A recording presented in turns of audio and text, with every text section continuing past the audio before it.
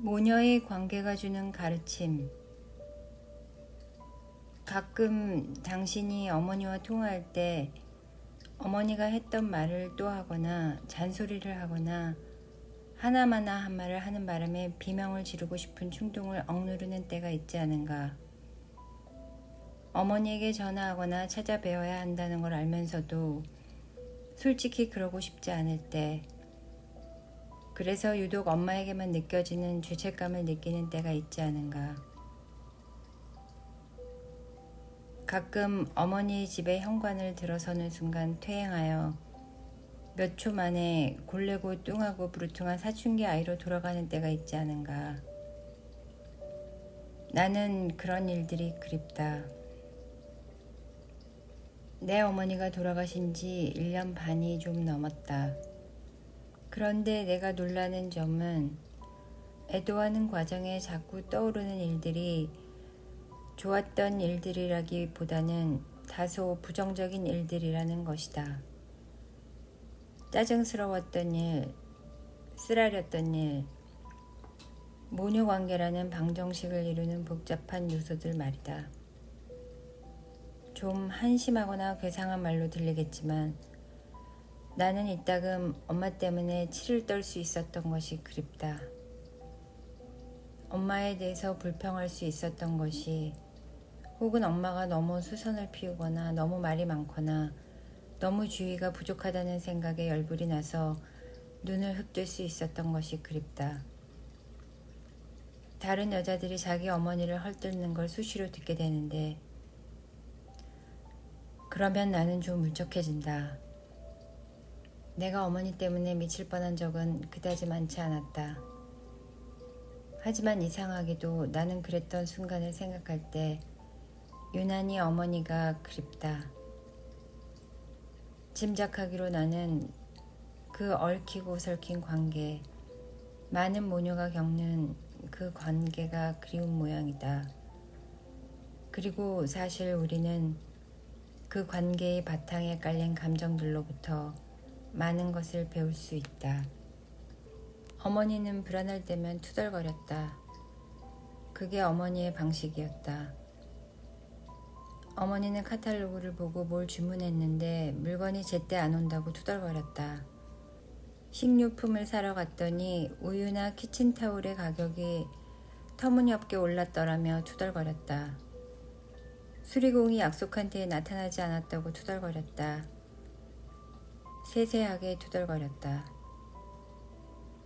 그게 나를 미치게 하곤 했다. 안부 전화를 걸었더니 어머니가 유존에 커튼을 주문했는데 6주 뒤에 왔고, 그래서 열어봤더니 미색이 아니라 베이지색이었고, 그래서 하는 수 없이 반품했고, 새로 미색이 올 때까지 6주 더 기다려야 한다는 이야기를 늘어놓으면 나는 이를 악물고 듣느라고 5분쯤 지나면 턱이 아팠다. 나는 전화기를 붙든 채 속으로만 열을 냈고 짜증내어 마땅한 정도보다 훨씬 더 짜증스러워했다. 그러다가 미꾸라지처럼 대화에서 빠져나갔고, 전화를 끊고는 내가 못됐고 배은망덕하고 이기적이고 참을성 없고 제일만 우선시하는 딸이라고 말해주는 듯한 죄책감이 묵직하게 찾아드는 것을 느꼈다. 지금은 물론 어머니가 커튼이나 키친타올 가격이나 약속을 어긴 수리공에 대해서 투덜거리는 것을 들을 수 있다면 무엇이라도 내놓겠다.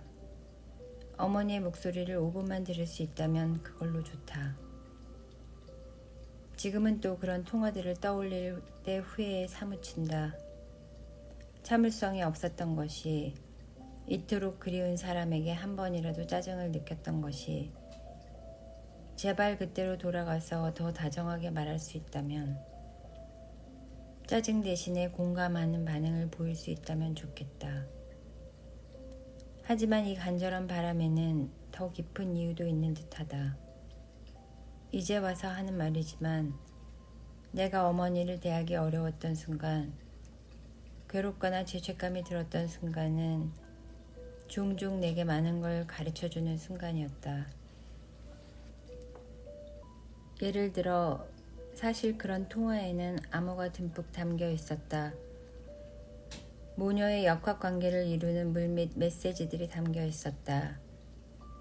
이제 나는 어머니가 외부적인 문제들로 투덜거렸던 것은 자신에게 더 깊은 불안을 안기는 문제들을, 자신의 건강을, 변함없는 슬픔을, 두려움과 회환을 투덜거리기에는, 특히 딸에게 투덜거리기에는 너무 내밀하고 자존심 강한 사람이었음을 안다. 어느 정도는 나도 어머니의 목소리에서 그 밑에 깔린 불안을 들었을 것이다.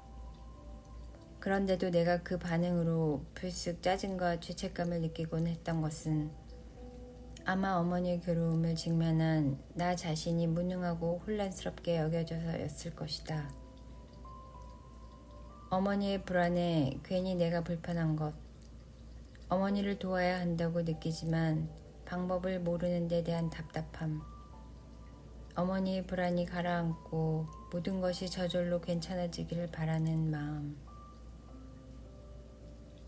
어머니의 두려움, 내 두려움, 상대의 두려움에 말없이 얽히고 설킨 방식으로 반응했던 우리 둘.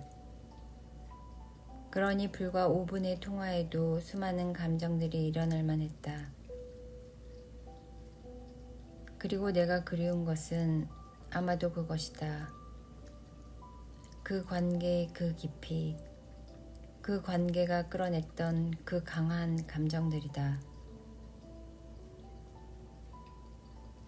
돌아보면 내가 성가시다고 느꼈던 거의 모든 사소한 일들이 어머니와 나의 그런 특이한 관계를, 숨은 줄다리기를 보여주는 증거였다. 가령 어머니의 부엌이 그랬다. 나는 그 부엌 때문에 미칠 것 같았다. 그곳에 들어서서 너저분한 꼴을 보면 조리대에는 오래된 병들과 먹다만 감자칩 봉지들이 있었고 사방에 그릇들이 있었다.